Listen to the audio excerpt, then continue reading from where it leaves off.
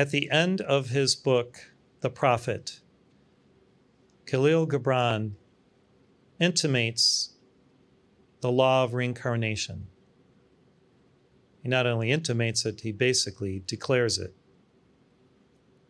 A little while, a moment of rest upon the wind, and another woman shall bear me. He very consciously etched these words, this final sentence, in this epic tale in order to direct people toward this ancient truth and understanding of reincarnation. I recall when I was 14, my mother read a book on Edgar Cayce, and then I read it, and it changed my life because it explained everything, explained why some people are born crippled and others are geniuses. Because I knew intuitively, and I think that you have all known intuitively, that God is just, that the universe is just, that there is harmony and balance, and that an intelligent God would not create a universe that had disparities to the point of being problematic in terms of opportunities for souls to experience life and to evolve and to learn and to grow. Reincarnation is the great merciful law where we can't do everything in one life, 70 or less or more. We are given many opportunities to evolve and to learn our lessons and to become godlike and to return to oneness. An all-loving and all-wise God would set in motion a system within the universe that makes sense. The law of cause and effect. Whatsoever a man soweth, that shall he reap. We may as well include women in there too. Living only once, to me, is a fallacy based on the premise of an ignorant and unmerciful creator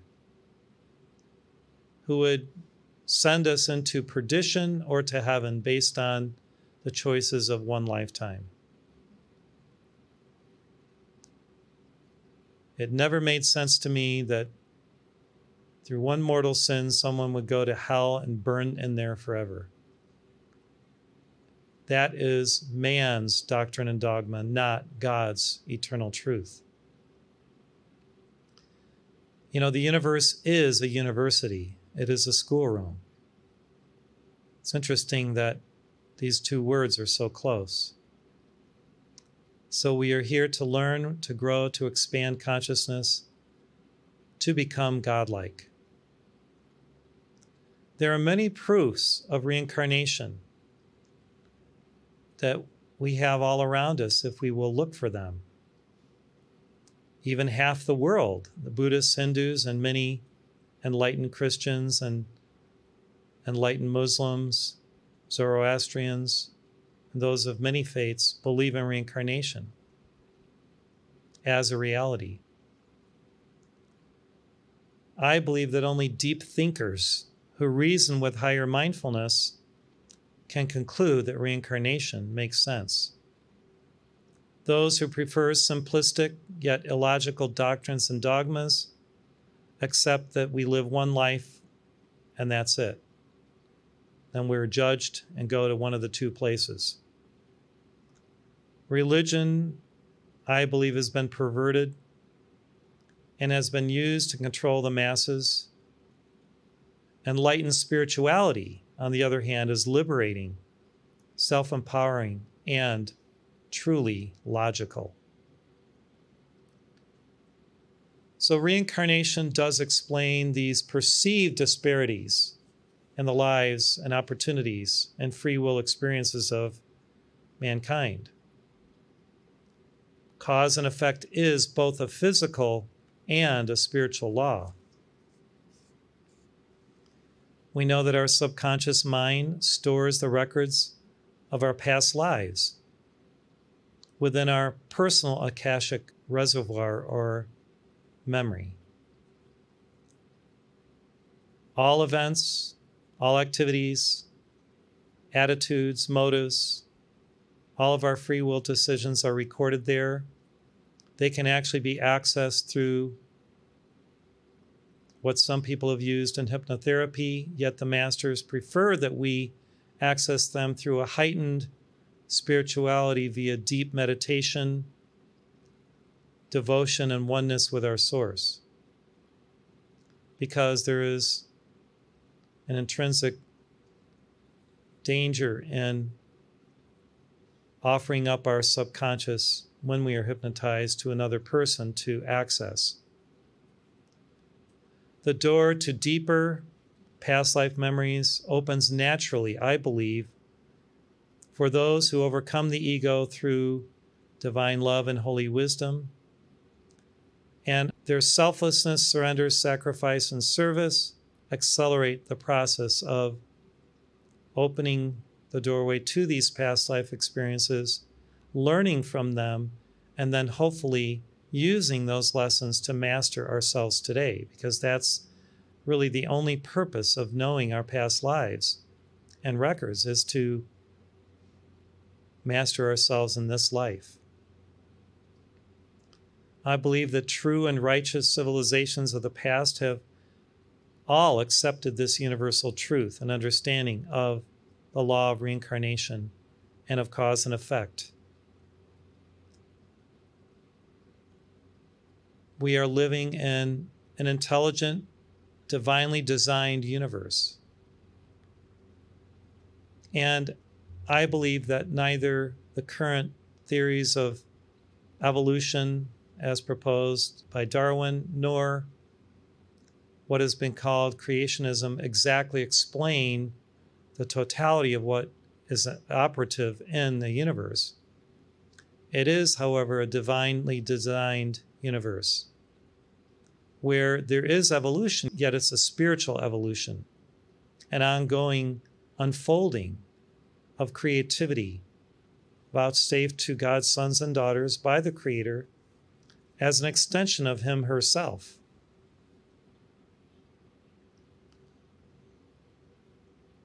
God's handiwork is evident within and throughout the natural world if we are aware enough to see it.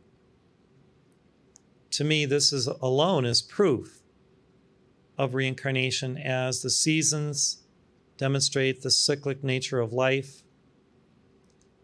We're reborn every spring. We die at the wintertime. We observe the phases of the moon, the waxing and waning thereof, and the waning, the reflected light of the sun diminishes, and as it waxes, it expands again. Such is life, such are our biorhythms. We see in nature caterpillars transformed within the cocoon, the chrysalis, into butterflies after what appears to be like death. We see animals hibernating in the winter and emerging from their dens and their homes in the spring. Even our own days and nights are in effect life and death. We go to sleep at night, we're dead to the world in our conscious minds. The unconscious begins to take hold at that point. We enter the unconscious realms of sleep, and then we awaken and are renewed in the morning. Basically a new life every dawn, every morning. Some of the greatest writers and mystics and poets have shared their understanding and insights about reincarnation. Walt Whitman and many, many others that you are aware of. I think it would be an interesting study to look at the words of Shakespeare and find within the many, many plays what is it, 37, 39, 40 plays, aspects of reincarnation. There's definitely a lot of teaching on mercy and forgiveness. Mark Twain, one of the greatest writers of our era, was a phenomenal jester and a mindful articulator of truth. Obvious truths couched in interesting stories, Huck Finn, etc.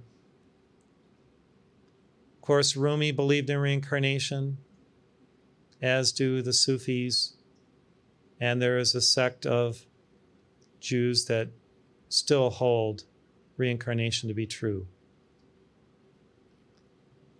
Why are the masters releasing this through me today? Because this foundational understanding is important for us as initiates to know, because many people are ignorant and they still hold to the doctrines and the dogmas of various churches, institutions, religions, which do not serve them well.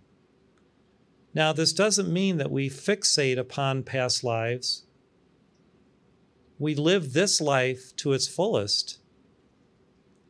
We, in effect, consider that this is the most important life that we will live. And some consider that beyond time and space, we are actually living all of our lives simultaneously. There's a school of thought about this, which is very interesting to consider. So is it really more about cycles, and that we are moving through spirals, just as nature does? The cyclic cycles of existence, the phases of our consciousness moving in and out of many domains. I think these mysteries will be revealed more. Yet, the Master Omraam Mikhail Ivanhoff, Peter Dunoff, and even Jesus spoke of reincarnation. And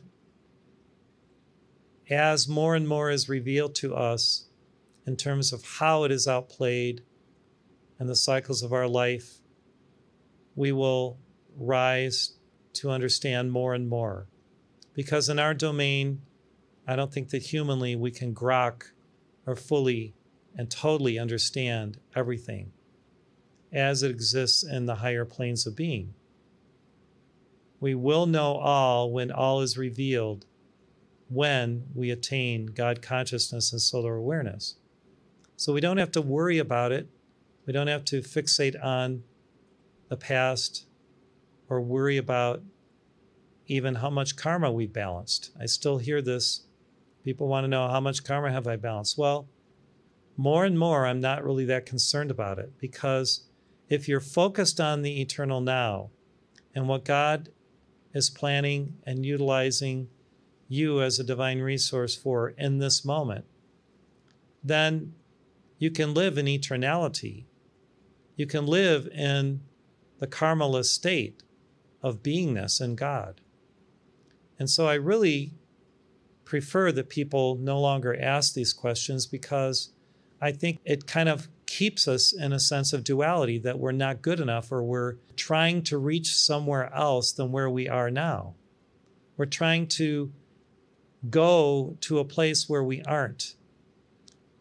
If we relax and enjoy the divine experience within our hearts now, we live in the eternality of that oneness state, the singularity where there is only causality and no effect, and we are in God, living as godly beings in that karmaless state. It's only when you have experienced that dynamic and that point of total reality in God that you can then let go of all notions and all perceptions of the way we think life is in duality, and embrace the unity field of beingness where there is simply love, light, and perfection.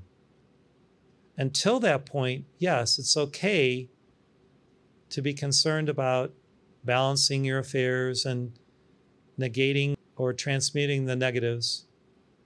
Yet really, I think we are all evolving to the point of beingness in God, where we live in that sacred state of perfection and perfect joy and harmony with our God presence, with the All Buddha, the All Mother, all of life.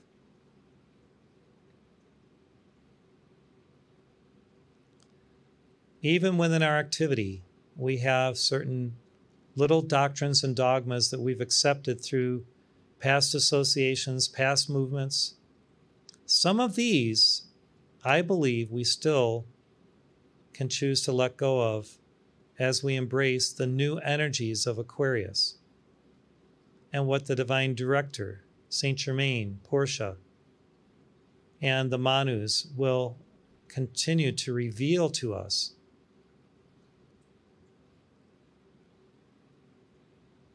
We have to be willing to unlearn certain things and to grow into those divine boots that we can put on to experience our God identity. If we continue to hold concepts about ourselves or others that are imperfect or not optimal, we're limiting ourselves. So the limitless state of perfection is housed within our I Am presence, our Buddha nature. That's the limitless state of perfection. So let's abide there in consciousness. Choose not to judge, discriminate from the human level and imperfection. Let's choose to, through causality and the singularity of God, our total real identity, be in that sacred state of perfect love, perfect light, perfect joy, where God and only God exists, and we have let go of our lesser self completely.